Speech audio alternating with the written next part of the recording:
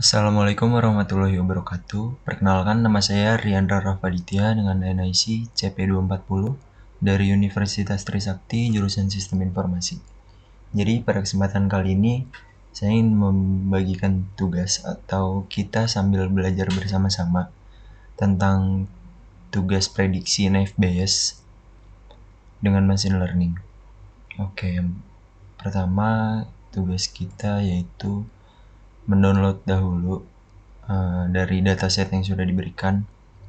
Jenis file itu Microsoft Excel atau XLSX.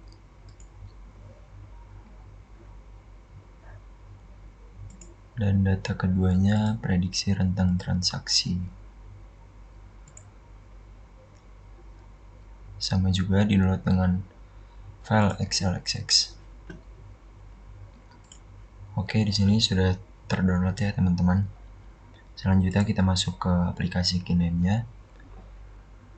Dan kita di sini create workflow baru ya. Jangan lupa untuk dikasih nama. Di sini saya beri nama prediksi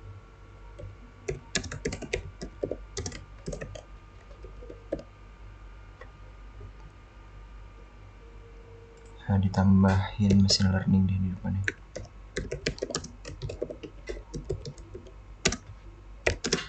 Machine learning prediksi naive Bayes. Oke, kalau sudah, kita note pertama itu Excel Reader dulu ya teman-teman. Di sini sudah ada. Kita drag aja ke tengah.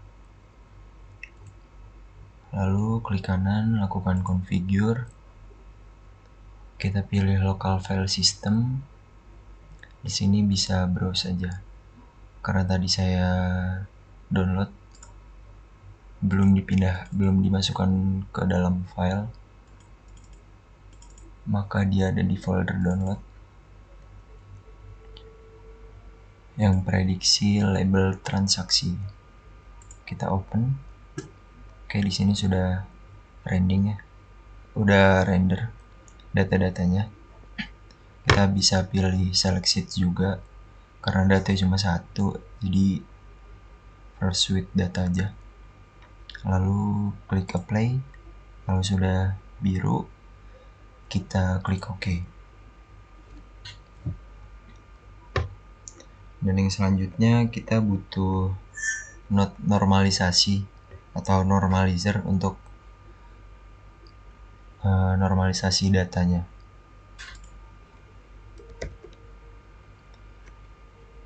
Yang ini ya, normalizer. Kita masukkan, kita hubungkan kabelnya.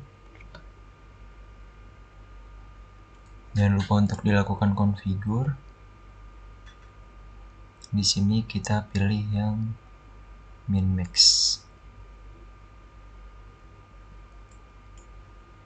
Sorry sebelum masuk kita belum di execute ya tadi. Kita execute dulu yang Excel readernya. Nah, ini sudah muncul file tabelnya. Lalu kita lakukan konfigurasi di normalizer. Nah, di sini include-nya sudah muncul ya total. Jadi kita pilih normalization metodenya itu yang min max. Kalau sudah, klik OK. Jangan lupa untuk kita run atau execute. Di sini sudah muncul totalnya ya. Nomornya itu dia sudah digrupkan. Jadi rentangnya dari 0 sampai 1 saja. Yang selanjutnya kita butuh node partitioning. Partitioning ini ya teman-teman. Jangan lupa untuk kita sambungkan ke partitioning. Kita lakukan configure. Jadi di sini ada absolute, relatif 70%. Kita juga bisa memakai 80%. Tapi sepertinya saya pada kali ini akan memakai 70%. Di sini bawahnya ada Draw randomly itu memilih data secara random atau bisa stratified sampling. Ini dia cluster. Ada macam-macam ya. Salesperson, order reference, invoice status, customer, dan lain-lain. Jadi saya akan melakukan yang draw randomly aja. Klik apply. Kalau sudah biru, seperti biasa kita klik OK. Jangan lupa ya untuk di execute. Di sini kita cari datanya apa sudah bertambah. Oke. Selanjutnya kita perlu not table view, dan table view-nya itu 2, di atas dan di bawah. Kita cari dulu ya. Table view. Yang satu yang di bawah. Kita sambungkan yang di atas dan di bawah. Jangan lupa untuk dilakukan configure.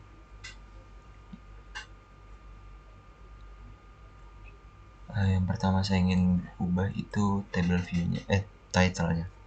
Title-nya itu kita beri prediksi. Sorry, typo. Prediksi knife bias.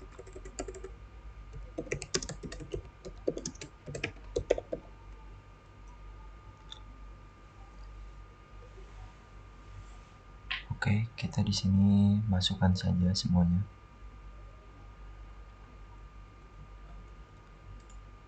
Sudah ya. Kalau sudah, kita klik OK. Dan yang bawahnya configure juga. Nah, kalau di port 2 ini kita sama juga.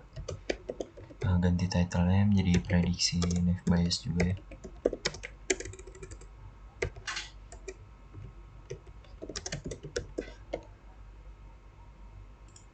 Oke, jadi perbedaan port 1 sama port 2 ini, yang atas ini sebagai testing, yang bawah ini sebagai learning. Kalau sudah, kita run saja atau execute. Nah, ini data sudah munculnya di bawah.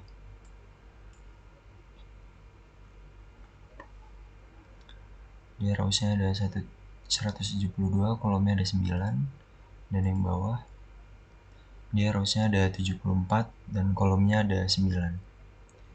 Oke, selanjutnya kita butuh not knife bias learner. Oke, ini ya. Kita taruh saja di sini.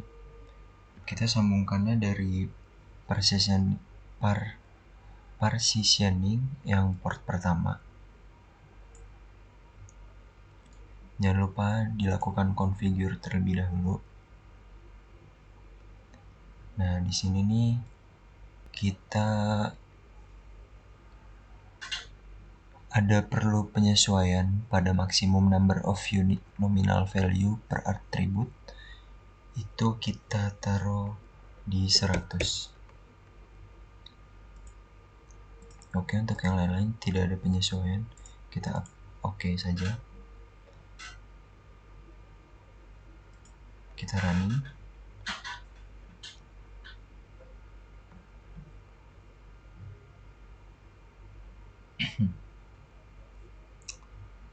Untuk selanjutnya itu kita butuh, setelah learner itu kita butuh yang knife bias predictor. Kita taruh saja di bawahnya. Nah, kalau knife bias learner ini kita sambungkan 2 port. Yang pertama itu dari yang learner ke predictor, dan yang kedua itu dari yang port bawah ya, yang second partitioning ke sini. Oke, jangan lupa untuk dilakukan configure.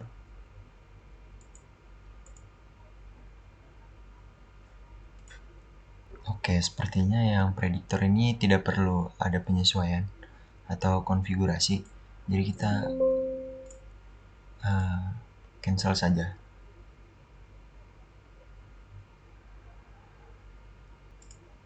Ini kok kita sambungkan lagi ya? Tadi belum nyambung. Oke, selanjutnya kita execute. Nah, di sini sudah muncul ya prediktor. Ini ada tesisnya lower transaction, lower upper transaction, seperti itu. Dan selanjutnya kita akan memilih node scorer untuk melihat skor machine learning yang kita kerjakan. Scorer yang ini ya. Kita sambungkan saja kepada yang prediktor ke scorer. Nah, kalau di configure ini first column cluster dan prediction ini sudah benar, dan yang lain tidak ada. Kita langsung oke saja, kita execute. Nah, sebentar, ini gimana caranya ya? Nah, seperti ini.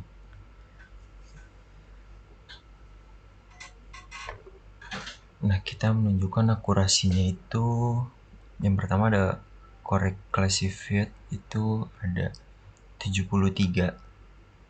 Akurasinya itu ada pada angka 98. Nah, kalau akurasi ini ada kategorinya masing-masing ya. Saya sedikit lupa kalau 70% itu akurasinya berapa, sampai mungkin 80-90 itu berapa. Tapi coba kita cari dulu.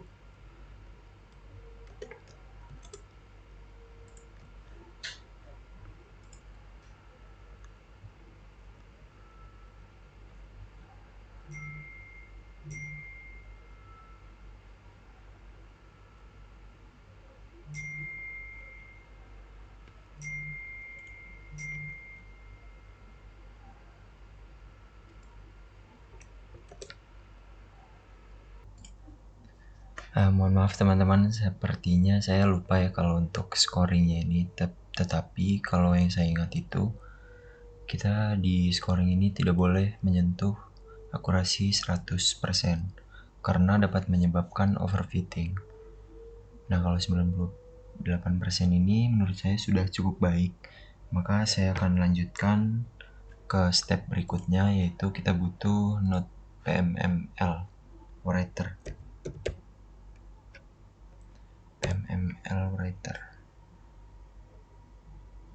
Oke, kita taruh saja di sini. Nah, seperti agak jauh ya. Kita karena menyambungkannya dengan naive Bayes learner.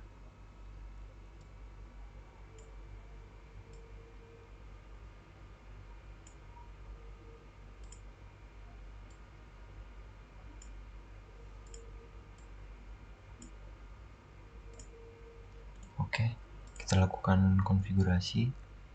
Di sini kita pilihnya yang relative to current workflow data area. Kita masukkan file, nama filenya yaitu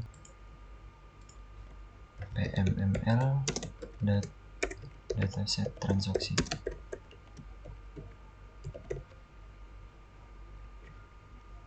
Kalau sudah, kita apply.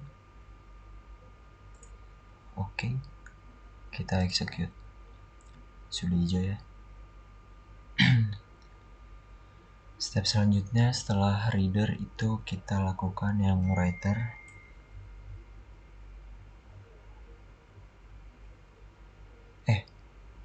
Mohon maaf, ini yang writer, kita lakukan yang reader ya.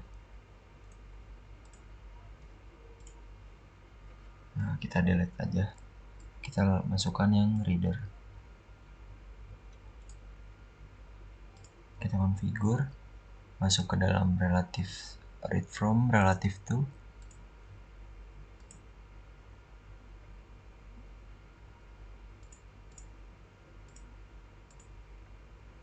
yang ini, PMML dataset transaksi.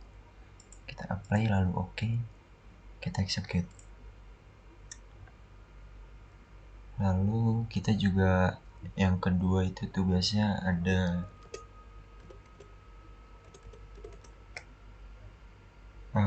deployment ya. Deployment itu yang dataset yang ini tadi kita akan mendownload 2 data prediksi rentang transaksi. Nah ini kita butuh Excel reader, terus aja di bawahnya, lalu lakukan configure. Kita browse sesuai dengan tadi kita naruh filenya.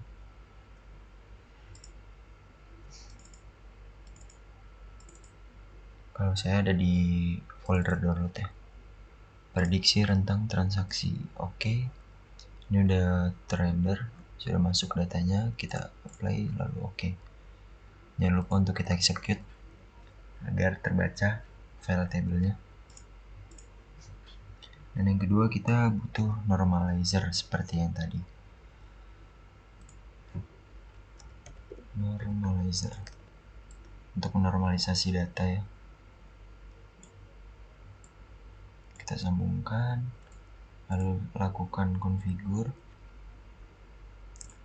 Di sini masih sama, yaitu total normalization methodnya itu min max. Kalau sudah, lakukan execute saja.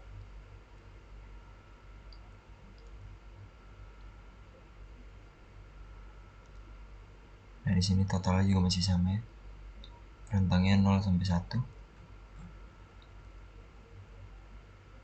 Lalu selanjutnya kita butuh not naive Bayes predictor.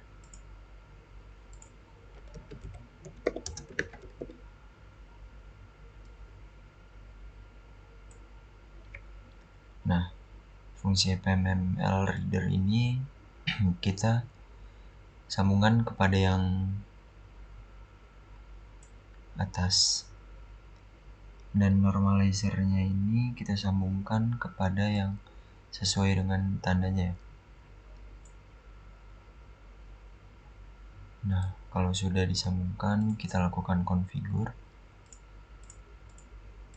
Oke, sepertinya tidak ada. Langsung kita execute saja.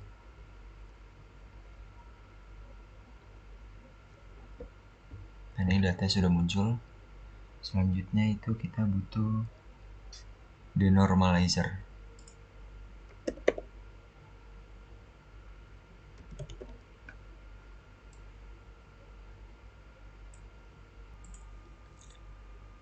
Selanjutnya kita sambungkan portnya ya, sesuai dengan portnya. Kita butuh dari yang normalizer ke denormalizer. Selanjutnya kita execute. Nah kalau di sini bisa dilihat, sebentar. Di sini bisa dilihat totalnya itu udah bukan yang rentang 0 sampai 1 lagi, tapi di sini adalah angka aslinya, total atau number aslinya.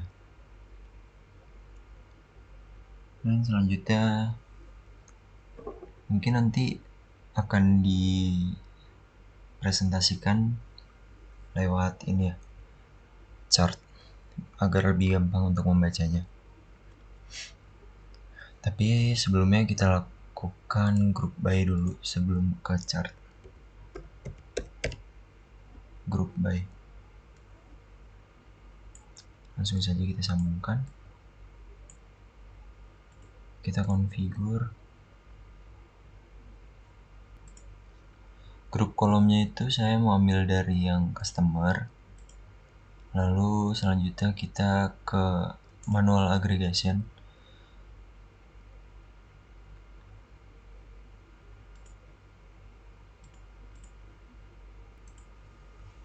Nah untuk manual aggregation kita lanjut, kita pilih yang total, kita add dulu. Di sini ada aggregation, saya mau ambil yang sum, pilih yang sum. Oke, kalau sudah kita lakukan apply. Oke, kita execute. Nah, di sini sudah muncul ya, Azure interior, CV, bla bla bla, banyak, dan sum total. Selanjutnya kita akan melakukan visualisasi menggunakan bar chart. Sebenarnya ada banyak di sini. Kalau ingin chart yang lain mungkin bisa, nggak harus bar chart. Nih ada pie chart, ada sunburst. Oke, mungkin langsung saja kita agar lebih mempercepat waktu. Kita bar chart, kita sambungkan dari group table. Kita lakukan konfigurasi. Di sini customer. Oke, langsung saja kita oke. Include-nya ini sudah benar total, sum total. Kita execute.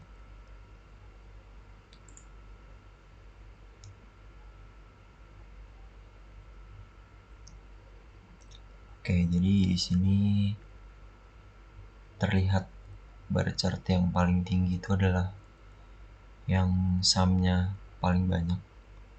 Mungkin ini ya, PT Sinar Auto Jaya dengan sum total sekian. Selanjutnya ada PT Teknologi Otomotif Abadi dengan sekian. Oke, di sini terlihat tinggi-tinggi sekali ya. Ada juga yang total kecil, mungkin sepenglihatan saya itu ada PT Kaktus Berduri. Ini adalah yang paling kecil. Oke, cukup sekian. Tugas prediksi nav bias dan deployment yang saya mengerti. Apabila ada kesalahan, mohon dimaafkan. Sebelumnya, wassalamualaikum warahmatullahi wabarakatuh.